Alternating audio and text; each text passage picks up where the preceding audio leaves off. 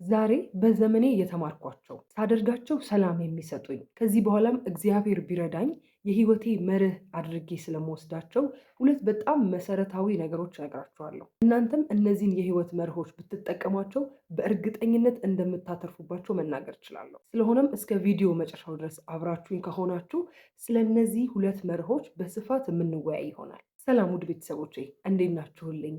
እኔ በጣም ደህና ነኝ፣ እግዚአብሔር ይመስገን። ይህ ሀቲዩብ ነው። በመንፈሳዊ ህይወታችን አብረን የምናድግበት መንፈሳዊ ቻናል ነው። የሀቲዩብ ቤተሰብ የሆናችሁ ሁላችሁ ቪዲዮ ስትጀምሩ ላይክ በማድረግ መጀመር እና ለብዙ የእግዚአብሔር ቤተሰቦች ይዳረስ ዘንድ ሼር ማድረግ አትርሱ። ለዚህ መንፈሳዊ ቻናል ደግሞ አዲስ የሆናችሁ የደውል ምልክቷን በመጫን የሀቲዩብ ቤተሰብ እንድትሆኑ እኔ እህታችሁ በፍቅር እጋብዛችኋለሁ። ትናንትና ቲክቶክ ላይ ይህንን ቪዲዮ ፖስት አድርጌው ነበርና ከዛ በፊት በጣም ሳስበው ነበረ እና ለሰዎች ሼር ባደርገው ይጠቅማል ብዬ ስላሰብኩት ከዚህ ቀደም እንደነገርኳችሁም ሰፋ ያለ ቪዲዮ ብሰራበት ብዙዎቻችሁ ትጠቀማላችሁ እና ደግሞ ሁሉም ሰው ቲክቶክ አይጠቀምም አይደለ? በዛ ያላችሁ ቤተሰቦች ያላችሁት ዩቲዩብ ላይ ስለሆነ ለእናንተም መልእክቱ ለማስተላለፍ ወድጄ ነው ይህን ቪዲዮ ምሰራላችሁ። ሁሉም ሰው በህይወት መስመሩ የሚማረው የራሱ የሆነ ትምህርት አለው አይደለ? ህይወት ትምህርት ቤት ናት። ሁላችንንም በምንችለው በተረዳነው አቅም ታስተምረናለች። በጣም ደግሞ የምትማሩት እዛ ነገር ላይ በተደጋጋሚ ስትወድቁ ነገሩን በጣም ትረዱታላችሁ፣ ትማሩታላችሁ። ከዛ በኋላ ደግሞ መቼም አትረሱትም። ይልቁንም የህይወታችሁ መርህ ታደርጉታላችሁ። ተማሪ ያለን ጊዜ ኤክስ የሚገባብንን ወይም ኤክስ የገባብንን ጥያቄ አንረሳውም። ዛሬ ኤክስ ይገባብናል፣ ነገም ኤክስ ይገባብናል ምናምን። ከሆነ ጊዜ በኋላ ግን ያንን ጥያቄ በፍጹም አንረሳውም አይደለ? ልክ በህይወትም እንደዛ ነው። በጣም የወደቅንበትን ነገር ከዛ በኋላ መርህ ነው ሁላ የምናደርገው። እንኳን ልንረሳው ቀርቶ በቃ ከዛ በኋላ እንደ ፕሪንሲፕል እንጠቀመዋለን። እና እስከዛሬ በነበረኝ የህይወት ቆይታ በጣም የተጎዳሁባቸው ከዛ በኋላ ግን ስገነዘባቸው ስማርባቸው በቃ እንደዚህ ማድረግ የለብኝም፣ እግዚአብሔርን ረዳት አድርጌ ከዚህ በኋላ እነዚህ ነገሮች የህይወቴ መርህ አደርጋቸዋለሁ ብዬ ያሰብኳቸው ሁለት ነገሮች አሉ። እነዚህም እንግዲህ የመጀመሪያው ከሰው ምንም አለመጠበቅ ነው። እንደኔ ከሰው በጣም የጠበቀ በጣም የተጎዳ አለ ብዬ አላስብም። ሊኖር ይችላል አክቹዋሊ፣ ግን በዙሪያዬ ካሉ ሰዎች የሆነ እንዴት ነው አሁን ሳስበው ራሱ በጣም ይገርመኛል። የኋላ ህይወቴን ሳስበው ከልጅነት ጀምሮ የነበረብኝ ባህሪ ነው ከሰዎች መጠበቅ።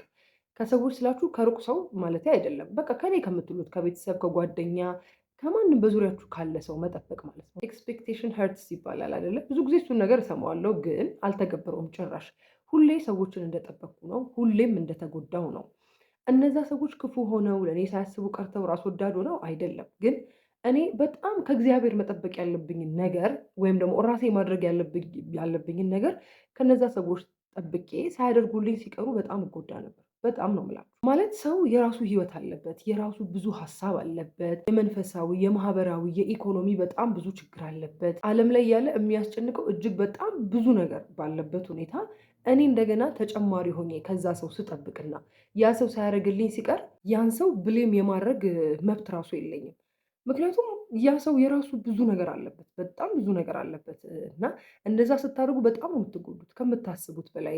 እግዚአብሔርን ሁሉ ትረሳላችሁ። ማለት የሚጠበቀው መጠበቅ ያለብን እግዚአብሔርን ሁሉ እንደሆነ ምንረሳበት ጊዜ አለ፣ ከሰዎች በጣም ከመጠበቃችን የተነሳ። የሰው ልጅ በህይወቱ ሊጠብቀው የሚገባ መጠበቅ ያለበት ሁሉን ከሚችለው ነገር የሚያደርገው ለእኛ ሲል ከሆነው እኛን ከመውደድ እኛን ከማፍቀር ሌላ ምንም ፕላን ከሌለው ከኛ ምንም ሳይፈልግ ሁሉን ከሚያደርግልን ከእግዚአብሔር እንጂ ከሰው መጠበቅ እውነቴ ነው በጣም ነው የሚጎዳው። በጣም አንደኛ የዛንም ሰው ሰላም ትነሳላችሁ። ለዛ ሰው ያላችሁ ነገር ጥሩ አይደለም።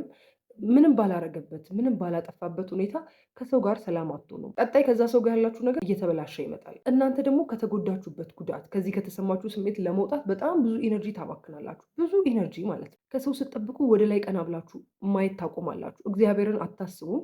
የሚያደርግላችሁ ሰው ብቻ እንደሆነ ታስባላችሁ። በዚህ ጊዜ ቀና ብላችሁ የማየት ሞራል ራሱ አይኖራችሁ። በቃ እዚሁ ትቀራላችሁ። ወደ ጎን እንጂ ወደ ላይ ማየት አትችሉ። ያ የምትጠብቁት ሰው ደግሞ ደካማ ነውና ዲስአፖይንት ሲያደርጋችሁ እግዚአብሔርን ታማርራላችሁ። ትዝ ያላላችሁን እግዚአብሔር ማለት ነው። ያንንም ሰው ትጠላላችሁ፣ እራሳችሁም ትጎዳላችሁ። ሰውን በመጠበቅ ማንም ሰው ተጠቃሚ አይደለም። የሚጠበቀውም ሰው የጠበቃችሁት እናንተም ማንም ተጠቃሚ አይሆንም። እና በዚህ ነገር ብዙ ሰዎች እንደተጎዳችሁ አስባለሁ። እና ደግሞ ይሄ ነገር የሚያናደው ነገር ሰው ስላላችሁ አይደለም የምታዩት። ህይወት ራሷ ቀጥቅጣ ስታስተምራችሁ ያኔ ይገባችኋል። ስትሰበሩ መጨረሻ ላይ ትነቃላችሁ። ማለት እስከ መቼ ነው እንደዚህ የምጎዳው ብላችሁ ስትነቁ እግዚአብሔር ሲፈቅድላችሁ ያንን ነገር ታቆማላችሁ እንጂ ብዙ ነገር ብትሰሙ፣ ብዙ እውቀት፣ ብዙ ትምህርት ብትሰሙ ኦልሬዲ ያ ነገር ባህሪያችሁ ስለሆነ ቶሎ ሊላቀቃችሁ አይችልም። አሁን እኔ ምን አይነት ሰው ነኝ? ራሴ በጣም እስክጎዳ ድረስ የጠበቅኩ ሰው ነኝ። አሁን እናንተ ከዚህ በኋላ እስክትሰባበሩ እንዳትጠብቁ፣ ከኔ እንድትማሩ ነው ይህን ቪዲዮ የምሰራላችሁ እና በፍጹም ከሰው አትጠብቁ። ማለት የሆነ ሰው የሆነ ነገር ያን ሰው ጠይቁት ማለት ግን በቃ 0% ሊያደርግላችሁ የሚችለው 0% እንደሆነ አስቡ። ማለት ሳትጠብቁት ያን ሰውዬ ሳትጠብቁት ቢያደርግ እሰየው። ጠብቃችሁት ካላደረገ ነው የምትሰበሩት። ስለዚህ ምንም ነገር ከሰው ስትጠይቁ እንደማያደርግላችሁ እርግጠኛ ሁኑ። እንደዚህ ስትሆኑ አትጎዱም። ከእግዚአብሔር ግን ከ100% በላይ እንደሚያደርግላችሁ እርግጠኛ ሆናችሁ ነው የምትጠብቁት። ባያደርገው እንኳን ለእናንተ ጥቅም እንደሆነ ታስባላችሁ። ምክንያቱም እግዚአብሔር የሚሳሳት አምላክ አይደለም፣ የነገውን የሚያውቅ አምላክ ነው። እናንተን በፍጹም የሚወዳችሁ ነው። ስለዚህ ከእግዚአብሔር መጠበቅ መቼም አክስሮ አያውቅም። ከሰው ሲሆን ግን ቅድም እንደተባባል ነው ብዙ ጉዳቶች አሉት። ስለዚህ የመጀመሪያው ነገር ከማንም እኮ ነው ይሄ ስላችሁ፣ ከማንም አትጠብቁ። እናንተ አድራጊ ሁኑ፣ የምትሰጡ ሁኑ፣ እናንተ የምትጠበቁ ሁኑ። የሰው እርዳታ አስፈልጓችሁ ያን ሰው ብትጠብቁ እንኳን እንደማያደርግላችሁ አስቡ። ሳያደርግላችሁ ሲቀር ደግሞ ፋክተሮችን አስቡ። ማለት በዚህ ምክንያት ሊሆን ይችላል ብላችሁ ለራሳችሁ ምክንያት ስጡ፣ ከጉዳት ለማምለጥ ማለት ነው። ስለዚህ ህይወት እኔን በጣም ያስተማረችኝ የመጀመሪያው ነገር ይሄ ነው። አሁን እግዚአብሔር በረዳኝ መጠን ከሰዎች ምንም የማልጠብቅ ሰው ለመሆን እየሞከርኩኝ ነው። አሁንም ችያለሁ ማለት አልችልም፣ ግን በቃ የሆነ እየተማርኩኝ ነው። አሰም ፖይንት እየተማርኩ ነው። እንዴት ደግሞ አደርጋለሁ? 50-50 በቃ ባያደርገውም ኦኬ ወደ ማለት መጥቻለሁ። ሁለተኛው ነገር ደግሞ በሰዎች አለመፍረድ ነው። በዚህ ጉዳይ በጣም ብዙ ስብከቶች ሰምታችሁ ሊሆን ይችላል። እኔም ሪቪው ሁላ አድርጌያለሁ። ስለመፍረድ ኃጢአት ሪቪው አድርጌላችሁ ነበር የሆነ ስብከት አይደለ እና መፍረድ በጣም ትልቅ ኃጢአት እንደሆነ ቤተክርስቲያናችን ታስተምራለች። እኔ አሁን ከኃጢአትነቱ በስተጀርባ እንዴት በመፍረዳችን እንዴት ሰላም እንደምናጣ ነው የምነግራችሁ። በስፒሪቹዋል ስትመጡ ወይም ደግሞ በቤተክርስቲያናችን አስተምህሮ መፍረድ የእግዚአብሔርን ስልጣን መገዳደር ነው በነገራችን ላይ። ምክንያቱም ፈራጅ እግዚአብሔር ነው። አንድ ሰው በሰው ላይ ሲፈርድ የእግዚአብሔርን ስልጣን እየተገዳደረ ነው። እኔ ነኝ አዋቂ እያለ ነው። ስለዚህ በጣም ከባድ ኃጢአት ነው።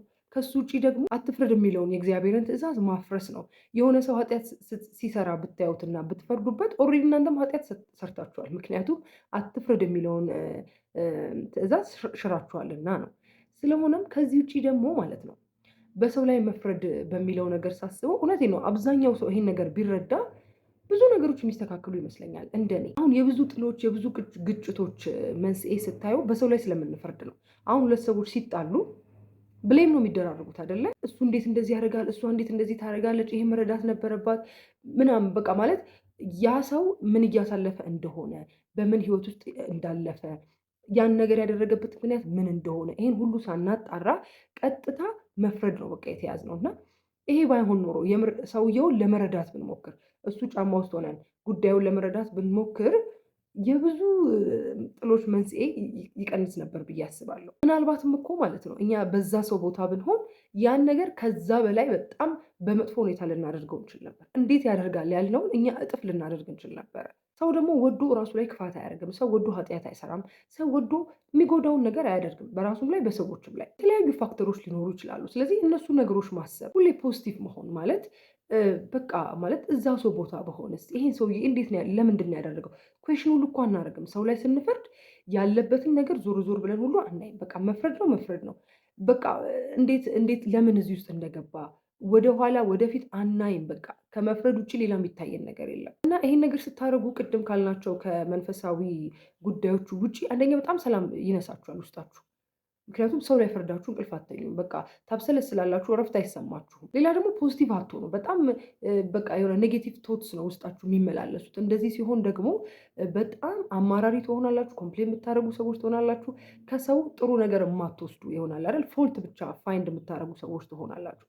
ይሄ ደግሞ በጣም ብዙ ነገሮችን ይዞ ነው ገደል የሚገባው እና እግዚአብሔር ፊትስ እንዴት ብለን ለጸሎት እንቆማለን? እዚህ እየፈረድን እንዴትስ ብለን ጸሎታችን ይሰማል ብለን እናስባለን? እና በህይወት አጋጣሚያችሁ ብዙ የሚያናድዷችሁ፣ ብዙ የሚያስቀይሟችሁ፣ በቃ እናንተን ኮንፈርት የሚነሳ ነገር ሰዎች ሲያደርጓችሁ በቃ ፖሲቢሊቲውን ለማየት መሞከር። እሺ ይሄን ያደረገው በምን ምክንያት ነው? የሆነ ለራሳችሁ የህሊና እረፍት እኮ እንድታገኙ ነው። እና በቃ በፍጹም በሰው አትፍረዱ፣ ሰላማችሁን ታገኛላችሁ። እናንተም ደግሞ አይፈረድባችሁም፣ ይቅርታ ይደረግላችኋል እንደዛ ለሰው ስታደርጉ። አሁን ብዙ ጊዜ እኛ ሶሻል ሚዲያም ላይ ይሁን በተለይ ስፒሪቹዋል ሰዎችን ስናይ፣ አለማዊም ያሉ ሰዎችን ስናይ፣ አሁን ሶሻል ሚዲያ ሁሉ ነገር ግልጽ ስላደረገው ቀጥታ አይምሯችን ላይ ምንድን ነው የሚመጣው? በቃ እንትን ማድረግ ነው መፍረድ። እንዴት እንደዚህ ያደርጋል? አሁን እሱ እንደዚህ አይነት ሰው ሆኖ እንደዚህ ያደርጋል? እሷ ምን ሆና ነው? አሁን እሷ ትልቅ ሰው አይደለች? እንደዚህ ያለች አይደለች? ምን ሆና ነው እንደዚህ የምታደርገው? ምንም ፖዚቲቭ ነገር ስለ ሰው አይታየንም። ግን ልንሆን የሚገባው እውነት ክርስቶስ ያስተማረን እኮ ልንሆን የሚገባው እግዚአብሔር ቢረዳን መሆን ያለብን የሆነ ከዛ ሰው ትንሽ የሚሆን መልካም ነገር መፈለግ። አይ በዚህ ምክንያት ሊሆን ይችላል። አይ እሱ እኮ ግን እንደዛ ስለሆነ ይሆናል። በህይወት ውስጥ ምን እያሳለፈ እንደሆነ እኮ አናውቅም። አንዳንዴ የእውነቴን ነው የምላችሁ። እኔ እንደዚህ ያልኳችሁ ለምን መሰላችሁ? በጣም ብዙ የፈረድኩባቸው ሰዎች ኋላ ላይ ቁጭ ብዬ ስሰማቸው ራሴን ነው የምወቅሰው። በቃ እነሱ ሃንድል ያደረጉትን ነገር ወደ እኔ ቢመጣ አልችለውም ነበር። ከዛ በላይ አደርጋለሁ ያልኳችሁ ቅድም ለዛ ነው። እና ቁጭ ብላችሁ አንዳንድ ሰዎችን ታሪካቸውን፣ ህይወታቸውን ስትሰሙ ትደነግጣላችሁ። እውነት ይሄን ተሸክማችሁ ነው የምትኖሩት ነው የምትሉት።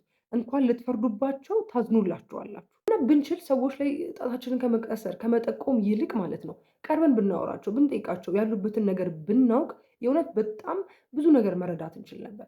ያን አክሰስ ማድረግ ካልቻልን ግን ያንን ማሰብ በብዙ የህይወት መስመር ውስጥ እያለፉ ይሆናሉ። ይሄኔ እኮ የማይቻል ነገር ችለው ይሆናል ብለን ለራሳችን መልሱን መስጠት ማናገር ማንችል ከሆነ ማለት ነው። አሁን በቀላሉ ስነግራችሁ ቤተክርስቲያን ሱሪ ለብሶ የሚመጣ ሰው ስናይ እንጠቋቆማለን። ነጠላ ያለበሰ ሰው ስናይ፣ ወይ በጣም የሚያወራ ሰው ስናይ፣ ስልክ በጣም የሚያወራ ሰው ስናይ፣ እንዴት ልበላችሁ እያንዳንዱ ነገር አስቡት። ሲል የምትባለዋን ነገር ራሱ አሁን ቅዳሴ መሀል ላይ ወንጌል ሲነበብ ቁጭ የሚል ሰው ስናይ እንዴት ነው የምንገለማምጠው? በጣም ብዙ ነገር አለ። ብቻ በጣም ብዙ ነገር እና እንዴት እግዚአብሔር ራሱ ይቅር እንደሚለን አላውቅም። ለመፍረድ ያለን ጉጉት ያለን በቃ ማለት ሌላ ነገር ላይ ጎበዝ ያልሆኑ ሰዎች እዚህ ላይ በጣም ጎበዝ ነን። በዚህ አጋጣሚ ቪዲዮ ልሰራበት ብዬ ለምን እንደተውኩት ራሱ አላውቅም። ዛሬ አጋጣሚው አክቹዋሊ እዚህ ቪዲዮ ላይ አካትተዋለሁ ብዬ አላሰብኩም፣ ግን አሁን ከመፍረድ ጋር ሲታሰብ ትዝ ብሎኝ ነው። እና ያለፈው የፋሲጋ ቀን ከእናቴ ጋር ልናደር ሄደን ነበር ቤተክርስቲያን ሌሊት። ከዛ በጣም መቅደሱ ሞልቶ ስለነበር ቦታ አላገኘንም። ውጭ ላይ በረንዳ ላይ ቆምን። ከዛ የሆነ ሰው እና በጣም ብዙ ሴቶች ናቸው። ያው በሴቶች መግቢያ ነበር የነበርኩት። በጣም ብዙ ሴት ነው ያለው፣ የሚቆርቡም አሉ፣ ብዙ ሰው አለ ብቻ። ከዛን የሆነ ሰው ይመጣል። ቤተክርስቲያኑ እንዴት ነው? ለበሩ ፊት ለፊት ነው። በቃ ማለት በሩ ጋር ፊት ለፊት ቤተክርስቲያኑ ይታያል። ከዛን ቀጥታ መጣ ሰውየው። ቀጥታ መጣና ብዙም ጥሩ ልብስ አይደለም የለበሰው ምናምን። ቀጥታ መጣና በቃ እንዴት ነው በጣም ናፍቆታል መግባት ነገር። እንዴት እሱን ስሜት እንዴት እንደምነግራችሁ እግዚአብሔርን። ከዛ መጣ እንደዚህ መሀል ላይ ክፍተት አለ ሰው እንዲያልፍ ማለት ነው። ከዛ በሱ ገባና ጫማውን ሳይወልቅ በቃ ሊሳለም ፈለገ ምናምን። ከዛ ውሻን ያደረግ ነው ታምናላችሁ? ውሻ ራሱ ነው እንደዚህ የሚደረግ በቃ እንዴት እንዳጎሳቆል ነው። ከዛን ግራ ገባው። በቃ ጫማህን አውልቅ እንጂ ምናምን፣ ደግሞ ይሄ የሴቶች ነው በወንዶች በኩል ግባ፣ በዛ ላይ ጫማህን አውልቅ ምናምን። እና እኔ በሩ ጋር ስለነበርኩ እንደዚህ ሲያልፍ ነገር ጠጥቷል ነገር እና ማለት እግዚአብሔር ናፍቆት ነው፣ አባቱ ናፍቆት ነው፣ ያ ስርዓት ናፍቆት ነው። በቃ እንዴት እንዳሳዘነኝ እግዚአብሔርን። በቃ ከዛ ሊሳለም ብሎ ተሳለመች። በቃ አዋከብ ነው ብላችሁ አዋከብ ነው። አንደኛ ወንድ ነው፣ በሴትም በወንድም መግቢያ ቢገባ ችግር የለውም። ባይገባም ተሳልሞ አባቱ ናፍቆት ነው የመጣው ሰውዬ። ተሳልሞ ቢሄድ ምን አለ ማለት ለምን እንደጠጣ ለምን እንደዚህ እንደሆነ የምናውቀው ነገር የለም። ግን እኛ ነጭ የለበስን በቃ ጻድቅ አድርገን ራሳችን የምናስብ እኛ ንጽህናችንን ጠብቀን የላይ ንጽህና ማለት ነው የመጣን ሰዎች ግን ያን ሰው አዋክበን ሳይሳለም ግራ እንደተጋባ ተነስቶ ወጣ ማለት ነው። እና እንደዚህ አንገቴ እስኪሰበር ነው በቃ ሳየው የነበረው እስኪወጣ ድረስ ምናምን። በቃ አሁን ጫማን እንዳታውልቅ በቃ በዛው ማለት እንዴት ነው በቃ ያልተባለው ነገር የለም። ሰው ከዛ ድንብርብሩ ወጣ ቀጥ ብሎ ወደ በሩ ማለት ነው። ሳይሳለም ምን ሳይ ወጣ ቀጥ ብሎ እና ያ ሰውዬ ምናልባትም እኮ ከኛ በላይ ክርስቶስን አግኝቶት ሊሆን ይችላል። የእውነቴን ነው የምላችሁ። በቃ እኛ ምንም የምናውቀው ነገር የለም። ነጭ መልበሳችን ምናምን አይደለም። ክርስቶስ ምናልባት ያን ሰው ነው የሚፈልገው። ያም ሰው ይሆናል ንጹሕ ልብ ያለው እና በቃ እንዴት እንዳፈርኩ ማለት በራሳችን አፈርኩኝ። እግዚአብሔርን ነው የምላችሁ። በቃ ያ ሰውዬ አስቡት፣ የናፈቀውን ክርስቶስን ሊያይ መጥቶ ሊሳለም መጥቶ እኛ በቃ ጋረድ ነው እንዳያደረግ ነው። ክርስቶስ ሳይፈርድበት እኛ ፈርደን አስወጣ ነው። እግዚአብሔርን ነው የምላችሁ። በቃ የተሰማኝ እንዴት የሚያስጠላ ስሜት እንደሆነ በቃ እንደዚህ ነን ማለት ነው። አሁን የእኛን ጸሎት ነው አንተ የምትሰማው። እንደዚህ የሆንን ሰዎች አልኩኝ። እና ያ ሰውዬ ምናልባት ምን አይነት ምሽት እንዳሳለፈ ምን አይነት ህይወት ውስጥ ምን እንዳጋጠመው ማንም አያውቅም። ምናልባት እሱ ያጋጠመው ነገር እኛ ቢሆንብን ቤተክርስቲያንም ላንመጣ እንችላለን እግዚአብሔር ላይ አኩርፈን እና ያ ሰው ግን እንደዛ አድርገን አስወጣ ነው። እግዚአብሔር ይቅር ይበለን መቼም ሁላችንንም። ዞሮ ልላችሁ የፈለግኩት ነገር ሰው በጣም ከምታስቡት በላይ ብዙ የህይወት መስመር ያሳልፋል። ከምታስቡት በላይ አንተ ይሄን ማድረግ አንተ በዚህ ውስጥ አልፈሃል እንዴ እስክትገረሙ ድረስ በጣም በብዙ ፈተና ውስጥ ያልፋል ሰው። ይህን የምትረዱት ስትሰሙት ነው። ባትሰሙትም መገመት ትችላላችሁ። ሰው የማትገምቱትን አይነት ፈተና ውስጥ ሊያልፍ ይችላል። ስለዚህ ያንን ኢማጅን እያደረግን ሰው ላይ ከመፍረድ መቆጠብ ለራሳችንም ሰላም ይሰጠናል፣ ከእግዚአብሔርም ጋር እንታረቃለን፣ ለዛ ሰውም ሰላም እንሰጠዋለን ማለት ነው። እና እነዚህ ሁለት ነገሮች እግዚአብሔር ቢረዳኝ ከዚህ በኋላ የህይወት መርሆቼ አድርጌ ልወስዳችሁ አስቤያለሁ። በትንሽ በሞከርኩት እንኳን በጣም ሰላም ስላገኘው ነው ይሄን ምላችሁ። ስለዚህ ብዙ ከሰው ለመጠበቅ ያሰባችሁ ሰዎች እንደማይጠቅማችሁ፣ እግዚአብሔር ብቻ መጠበቅ እንዳለባችሁ እና ደግሞ በትንሽ በትልቁ መፍረድ በትንሽ እኮ ነው የሚጀምረው ታውቃላችሁ። መፍረድ ሲሊ በሆነ ነገር ነው የምንጀምረው፣ የሆነ ፎልት በመፈለግ ማለት ነው። እና እየተለማመዳችሁት ከሆነ በጊዜ እንድትርቁ በዛ ሰው ቦታ ሆናችሁ እንድታስቡት ልነግራችሁ ነው ዛሬ ይሄን ቪዲዮ መሰራላችሁ። ትንሽ እንደተጠቀማችሁበት ተስፋ አደርጋለሁ። ከዚህ በፊት ብዙ ሰው ጠብቃችሁ የተጎዳችሁ በመፍረድ ኃጢአት የምትፈተኑ ሰዎች ያለፋችሁበትን የህይወት ልምድ ብታካፍሉን ብታጋሩን፣ ልክ እንደኔ ደግሞ የህይወት መርሃችሁ አድርጋችሁ ልትቀጥሉ ያሰባችሁ ሰዎች ኮመንታችሁን እጠብቃለሁ። ከዚህ ውጭ ሌሎች ልታጋሩ የምትችሉት ነገር ካለ እንዲሁ ኮመንት አድርጉልን። ሁላችንም እንማማርበት። ሀሳብ አስተያየቶቻችሁን ቢሻሻል ቢቀነስ ቢጨመር የምትሉትን ነገር ሁሉ ኮመንት ላይ እጠብቃችኋለሁ። እግዚአብሔር ቢወድና ቢፈቅድ ደግሞ በሚቀጥለው እንዲሁ በሌላ ቪዲዮ እንገናኛለን። እስከዛው ድረስ በያላችሁበት ሰላም ሆኖልኝ። ሁሌም እንደምንለው ክርስቲያናዊ መንፈሳዊነት ዘለዓለማዊነት ነውና እግዚአብሔርን ደስ በሚያሰኘው የህይወት መስመር ተመላልሰን የምንናፍቃትን ተስፋ የምናደርጋትን መንግስቱን ለመውረስ የበቃን ያደርገን።